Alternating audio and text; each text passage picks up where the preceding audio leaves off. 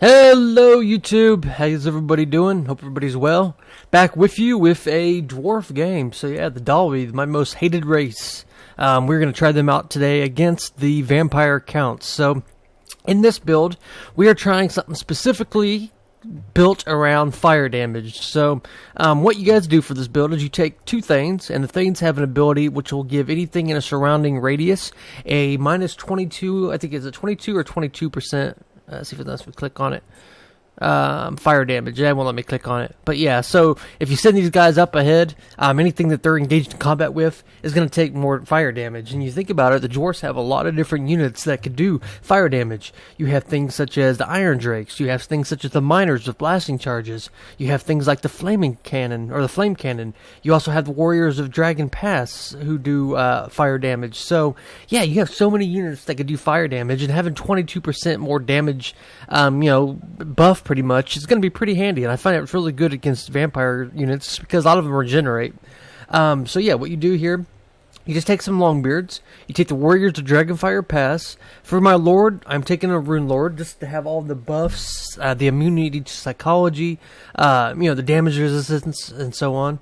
And yeah, two Thanes.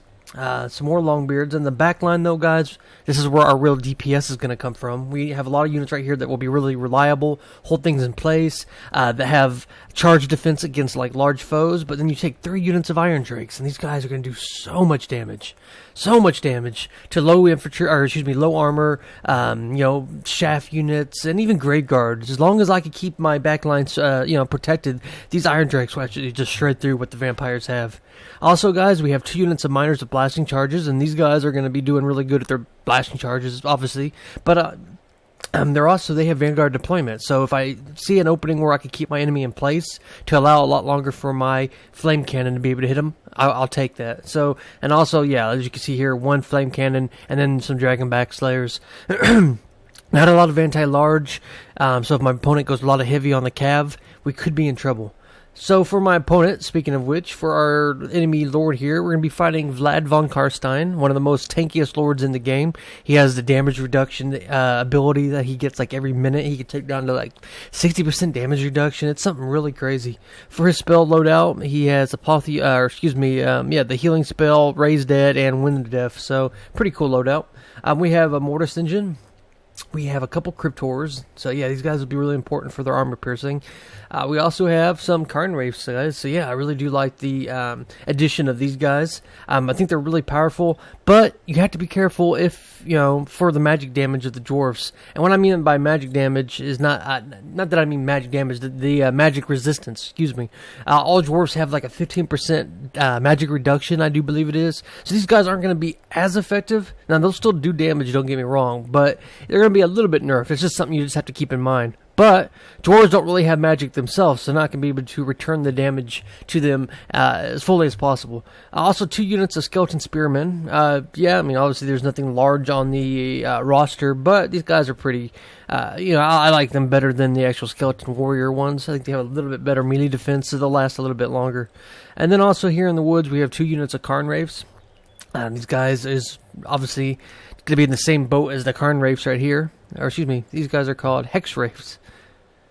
Yeah, Hex Wraiths. So let's go ahead and start the match, guys, and we will see how it goes. So right off the bat, as the clock said to the time to go to work, that doesn't make sense. We are going to start the match, guys. I'm going to start moving up our Miners of Blasting Charges. So yeah, I figured, okay, I see what he has here. Doesn't have any bats. I didn't see his cavalry at this point, so I was like, all right, I'm going to send these Miners of Blasting Charges on kind of a suicidal, charge, if you will. I want them to get off their their blasting charges, and then I want them to hold things in place as the Flame Cannon starts, peppering them. Now, my opponent was wisely going to send the Cryptors up ahead. Yeah, these guys aren't going to take much damage from the blasting charges. I can't talk today. And yeah, you can see we're getting ready to try to throw it, but boom, the Cryptors going to get in there. Absolutely just shred them. We're going to get 1 volley off onto these zombies, but yeah, in hindsight, it's probably not worth it. My opponent just absolutely just destroys these guys with the Karn Wraiths. Now, the Flame Cannon is going to start opening up, and this is going to be the linchpin of my army. I really need to keep this alive, because look how much damage the Flame Cannon does.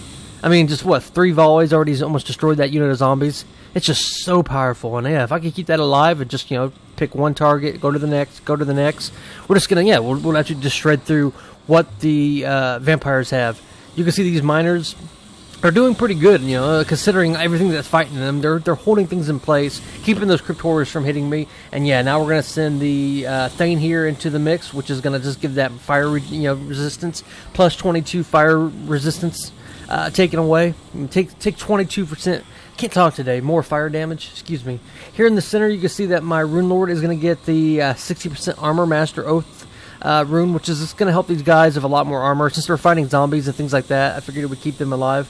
I forgot to mention too, guys, we do have the Regiment of Renown, the Scolders Guard, and yeah, these guys are just anti-infantry. That is their ability. You can see this is what I was talking about, guys. These Iron Drakes are actually just shredding through everything that the vampires have all across the line here, guys. We're looking really good. You can see balance of power is right smack in the dibble, smack dab in the dibble, smack dab in the middle. But my opponent is gonna send his cav out, so I am gonna spot it. I'm gonna use the Dragonback Slayers to try to intercept these guys. But yeah, we just don't have enough anti-large. You can see he's gonna get right into one of these Iron Drakes here. He's gonna shut them down, so that's really unfortunate. We are gonna take the head-on charge right here. It's gonna slow these guys, and I'm just trying to protect that flame cannon. That is the the most important thing about the army. If I lose that, then I'm gonna be screwed. Over here, you can see that we've kind of lost our army on this right pocket, but the flame cannon is kind of evening it out. Now, you can see my opponent does not have the Mortis engine into combat. Later in the game, I told him, like, hey man, that thing's supposed to be, in combat to get its, its buffs and all that stuff, and he said he didn't know that. Now, unfortunately, the flame cannon is really exposed, but the Scolder Guard are going to be catching these guys, and you can see it's not doing that much damage, it's doing a little bit, but yeah, anything helps. You can see that now the Dragonback Slayers are going to get into these guys, and yeah, we're just trying to shut them down. Over here, this Thane is completely surrounded. He's not going to be alive for much longer. Same with these units of Longbeards. We're just doing what we can to try to stay alive at this point. You can see that I'm getting some friendly fire here. We're killing our own troops, but we are going to deal with these units of Hexwraiths, so it's really just coming down into this middle pocket right here. You can see the Warriors of Dragonfire Pass are doing really good against these Karnwraiths, so yeah, we're actually trading a lot more effectively than I thought. But Bounce Power is still smack dab in the middle, guys, but unfortunately my opponent is not sending his Mortis engine into combat, so I think he forgot that, yeah, after that newest patch, it needs to be in combat to be able to start getting the draining effect. Over here, Dragonback Slayer is going to get into these Crypt Horrors, and yeah, guys, you see Bounce of Power now is starting to creep off into my favor a little bit more, which is good. You can see that the Thane right here and the Rune Lord are still fighting amongst all these ethereal units, and we're just actually just shredding through all his monstrous units. And you can see that all the shaft units have kind of broken. Yeah, the tides are starting to break, and things are looking really good for us. You can see these skeleton spearmen are going to start getting hit by these Iron Drakes. Same with these Karnwraiths, and it's just really just Armageddon for us, guys. You can see, though, that the flame cannon is totally exposed. My opponent is coming around the back, but it looks like he's not going to go for it, so he's going to try to run away from the Dragonback Slayers. But yeah, the flame cannon just point blank is just smacking into those guys. He's getting hit from fire damage at pretty much every single angle that you can see. You can see that the Master Rune of Negation is going to get, which is going to just give me some damage reduction. But yeah, the really thing that's really losing the game for my opponent right here is not getting his Mortis engine into combat. You can see we have a lot of units here that are starting to crumble. We have a lot of beat up Dawi units as well. But yeah, all the crumbling is going to really start to wear my opponent down. You can see he is going to get an Invocation of Nehek trying to heal up these units. But yeah, they're all globbed up, which is just making the flame cannon absolutely just crush him. My opponent is going to get the Mortis engine into combat now, but it's a little bit, too little, too late. You can see I just have so many range units providing their fire overwatch, and yeah, it's just looking really, really good for us, guys. You got to keep in mind that Thanes are in there giving that reduction too, and yeah, just look at that. Just no matter where they go, they're just getting freaking shredded. Bounce Power is really starting to come off in my favor now, guys. You can see my opponent did raise some zombies, trying to keep some bodies up in there, but yeah, this Mortis engine, it's just, that's a lot of points to take if you're not going to keep it in the combat. It's not, yeah, it will heal your units, I do believe, but you're not going to get the damage reduction, or excuse me, the draining effect until you're in combat. You can see that, so even though he's completely surrounded, Vlad is fighting pretty strongly, but yeah, my opponent's whole army's been wiped out, and now it's just going to be the final, stroke of the knife, the final death note, and we're going to actually start just shredding through the Mortis engine with all that fire damage. And yeah, Vlad right here will start to crumble here pretty shortly. So that is going to be a win for the Dawi, guys. It's going to be army losses for the vampires. So good game to my opponent. I mean, the obvious keys for success in that game, though, was him not putting the Mortis engine into combat. I think it really might have helped him. You see, he is being defiant to the last. He's going to try to get some zombies, just to try to stay alive. But with all this fire damage, yeah, these guys are absolutely just going to get shredded. And that is a win for the Dwarfs, guys. We'll call this the Fire Armageddon Apocalypse build. Let's go ahead and look at the in-screen breakdown here. Fire.